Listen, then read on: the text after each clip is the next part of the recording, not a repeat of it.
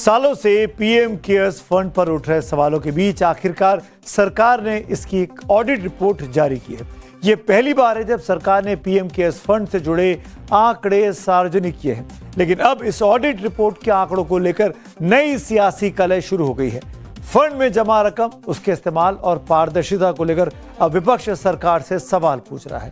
पहले आलोचना इसलिए होती थी कि पीएम केयर्स फंड की जानकारी बाहर क्यों नहीं आती है, इसको छुपाकर क्यों रखा जाता है, ऐसी क्या चीज है जो सरकार बताना नहीं चाहती है। लेकिन अब जब जानकारी बाहर आ गई है, सरकार ने आंकड़े जारी कर दिए हैं, तो पीएम केयर्स फंड विवादों के एक नए चक्रव्यूह में फंस गया है। लेकिन सवाल कौन पूछ रहा है और क्यों पूछ रहा है, आखिर इस रिपोर्ट में ऐसा क्या है जिससे सवालों की लिस्ट और लंबी हो गई है, ये सब आपको बताएंगे। लेकिन पहले पीएम केयर्स फंड की ऑडिट रिपोर्ट का पूरा लेखा जोखा आपको दिखा देते हैं। ऑडिट रिपोर्ट के मुताबिक पीएम केयर्स फंड में 31 मार्च 2025 तक 8,452 करोड़ रुपए जमा है, जबकि वित्तीय वर्ष 2023-24 में फंड का बैलेंस 7,173 करोड़ रुपए था। लेकिन आपको लगेगा कि 24 के मुकाबले 25 में आंकड़ा बढ़ा है, पैसे बढ़े हैं, लेकिन एक दिलचस्प बात भी है। और दिलचस्प बात यह है कि बीते साल यानी 2025 में घरेलू मोर्चे से जो दान मिलता था, जो डोनेशन मिलता था, उसमें 30% की गिरावट आई है, जबकि विदेशों से जो डोनेशन आता है पीएम केयर फंड में, उसमें 18% की कमी आई है। तो जब कमी आ रही है डोनेशन में, तो ये नंबर कैसे आंकड़े बढ़ रहे हैं, ये सब सरकार द्वारा जारी ऑडिट रिपोर्ट में साफ साफ लिखा हुआ है। आपको याद दिला दूं, 2020 में कोविड महामारी से लड़ने के लिए पीएम केयर फंड बनाया गया था। पीएम केयर्स फंड में 2020-21 के 7,184 करोड़ रुपए का घरेलू दान आया था। 2021-22 में यह घटकर 1,896 करोड़ रुपए हो गया। 2022-23 में घरेलू दान में और कमी आई और ये 909 करोड़ रुपए ही पीएम केयर फंड में आया। इसके बाद 23-24 में और गिरावट हुई, 681 करोड़ 80 लाख रुपए पीएम केयर फंड में आए और 24-25 में तो और कम हुआ और 489 करोड़ रुपए ही इस पीएम केयर फंड में घरेलू दान में मिले हैं।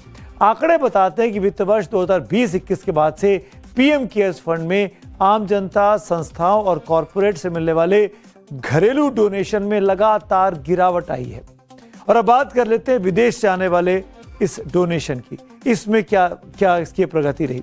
पीएम केयर्स फंड की ऑडिट रिपोर्ट के मुताबिक 2019-20 में विदेशों से करीब 39,70,000 रुपए का डोनेशन मिला। 2020-21 में बढ़कर 494 करोड़ 92 लाख हो गया। ये कोविड वाला साल है, याद रखिएगा, उसी साल में पीएम केयर फंड का गठन हुआ था। 2021-22 में विदेशों के मिलने वाला डोनेशन घटकर 40 करोड़ 12 लाख रुपए हो गया। 2022-23 में विदेशों से सिर्फ 2 करोड़ 57 लाख रुपए का दान पीएम केयर फंड में आया। 2023-24 में विदेशी दान से 1 करोड़ 13 लाख रुपए मिले और 2024-25 में विदेशी योगदान और घटा और ये 92,82,000 रुपए रह गया, यानी 1 करोड़ से भी कम। कोरोना काल में शुरू हुए इस फंड के जरिए लाखों लोगों को मदद मिली। सरकार ने कोरोना से प्रभावित लोगों को राहत पहुंचाई।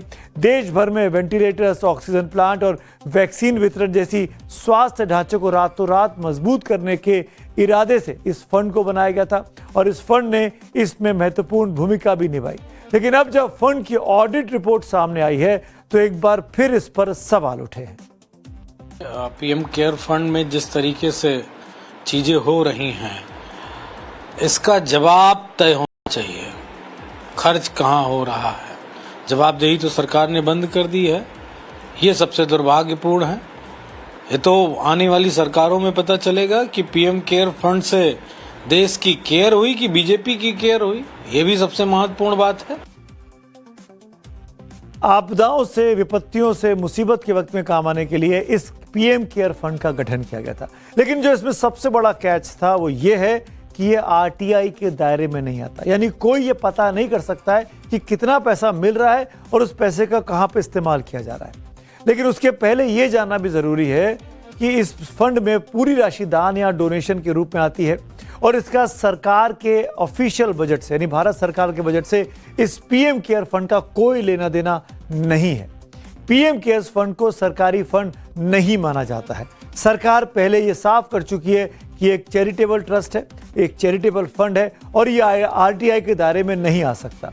पीएम केयर्स फंड का ऑडिट सरकारी संस्था CAG नहीं करती है, बल्कि एक इंडिपेंडेंट चार्टर्ड अकाउंटेंट के जरिए इसको कराया गया है। इस फंड का इस्तेमाल केवल कोविड जैसी महामारी तक सीमित नहीं रहा।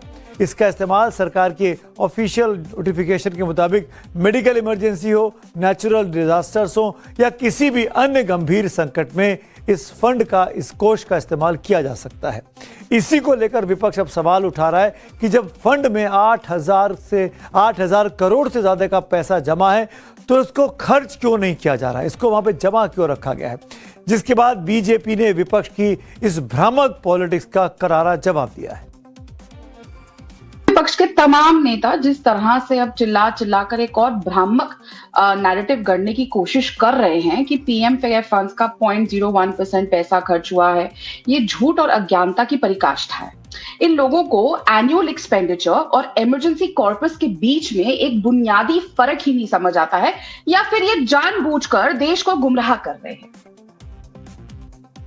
2024-25 में तो पीएम केयर्स फंड में राहत आदि के लिए 1 करोड़ से भी कम, सिर्फ 87,85,000 रुपए ही खर्च किए गए। और यह सबसे बड़ी कंट्रोवर्सी है कि देश में इतनी विपदाएं आई और 1 करोड़ रुपए से कम का खर्चा दिया गया इस फंड के जरिए, जबकि फंड में 8,452 करोड़ रुपए जमा थे। यानी फंड में मौजूद रकम का 0.01% से भी कम पैसा सरकार ने खर्च किया आपदाओं के नियंत्रण के लिए या राहत के लिए।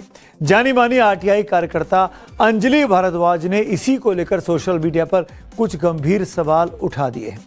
इन्हीं आंकड़ों को देखते हुए आपातकालीन राहत के लिए बनाए गए फंड से इतने कम पैसे क्यों खर्च किए गए? ऑडिट रिपोर्ट में इंप्लीमेंटिंग एजेंसी से साल 2024-25 में करीब 324 करोड़ 65 लाख रुपए वापस दिखाए गए। इस पर अंजलि भारद्वाज ने ट्वीट कर पूछा है कि यह पैसा किस एजेंसी को दिया गया था, किस काम के लिए दिया गया था और फिर वापस क्यों किया गया। अंजलि का यह भी कहना है कि पैसा देने वालों और फंड के स्रोतों की पूरी जानकारी क्यों नहीं दी गई है। अंजलि भारद्वाज लंबे समय से मांग करती आई हैं कि पीएम केयर्स फंड को आरटीआई एक्ट के तहत सार्वजनिक जांच के दायरे में आना चाहिए। अंजलि के तीखे सवालों को ढाल बनाकर अब कांग्रेस ने भी सरकार पर हमला बोला है। ये भी पता चलता है कि उसमें 324 करोड़ जो हैं वो वापस आए हैं, कहीं गए थे वापस आए हैं। अब उसके साथ अकम्पनिंग नोट नहीं है। अकम्पनिंग नोट ना होने के कारण ये ब्यौरा नहीं मिल पाता कि यहाँ से कहाँ कहाँ खर्च किया गया। और एक चीज का और ब्यौरा नहीं मिलता कि किन लोगों ने पीएम केयर फंड में डोनेशन दिया, क्या किसी तरह का क्विड प्रोको तो नहीं है। जो सवाल अंजलि भारद्वाज ने उठाया उसी को रिपोस्ट करके कांग्रेस जनता पार्टी के प्रवक्ता आशुतोष रांका ने भी अब सरकार से सवाल पूछे हैं। रांका ने कहा कि जो सवाल अंजलि पूछ रही हैं उसके जवाब सरकार को देने चाहिए। अभिजीत दिपके ने भी पूछा कि पीएम केयर्स फंड का इस्तेमाल स्कूल बनाने के लिए क्यों नहीं किया जा रहा, जबकि इतना पैसा सरकार के पास ऑलरेडी जमा हो चुका है। ऑलमोस्ट 8,500 करोड़ रुपए है जो कहीं पर भी यूज नहीं हो रहे हैं। It's not being used at all. एक तरफ 8,500 करोड़ रुपए वैसे ही पड़े हुए हैं और दूसरी तरफ हम देख रहे हैं कि इस देश के बच्चे स्कूल के लिए अच्छी रोड हो उसके लिए रो रहे हैं, स्कूल में बेंचेस हो उसके लिए रो रहे हैं, स्कूल में पीने का पानी हो उसके लिए रो रहे हैं। तो ये पैसा हम उन बच्चों की स्कूल्स के लिए क्यों नहीं यूज कर रहे हैं? तो जितने मुंह उतने सवाल। हर कोई अपने अपने तरीके से पीएम केयर्स फंड की ऑडिट रिपोर्ट देखकर अब सवाल उठा रहा है। केरल कांग्रेस के एक्स हैंडल से एक पोस्ट किया गया है। केरल कांग्रेस का ऑफिशियल हैंडल है। इसमें पीएम केयर्स फंड के खर्च और इंडियन ऑयल कॉरपोरेशन को दिए गए पैसे में कथित अंतर को लेकर गंभीर आरोप लगाए गए। केरल कांग्रेस का दावा है कि 2021-22 में इंडियन ऑयल को लिक्विड ऑक्सीजन इक्विपमेंट खरीदने के लिए 189 करोड़ 4 लाख रुपए पीएम फंड से दिए गए थे, जबकि इंडियन ऑयल की 2021-22 की जो एनुअल रिपोर्ट पब्लिक डोमेन में है उसमें लिखा हुआ है कि पीएम केयर्स फंड से 103 करोड़ 27 लाख रुपए ही प्राप्त हुए। अब कांग्रेस से पूछ रही है कि बाकी के 89 करोड़ रुपए का जो गैप है वो 89 करोड़ कहां चले गए। कांग्रेस ने पीएम केयर फंड की ऑडिट रिपोर्ट और आईओसीएल की स्टेटमेंट को भी टैग करके ये साफ करने की कोशिश की है कि कहीं ना कुछ घपला हुआ है। पीएम केयर फंड लोगों को राहत देने के लिए बनाया गया था। इसका इस्तेमाल समय समय पर इमरजेंसी केयर बढ़ाने के लिए किया गया। 2021-22 में प्रेशर स्विंग ऑक्सीजन प्लांट पर 1703 करोड़ रुपए खर्च किए गए। वेंटिलेटर पर 835 करोड़ रुपए खर्च हुए।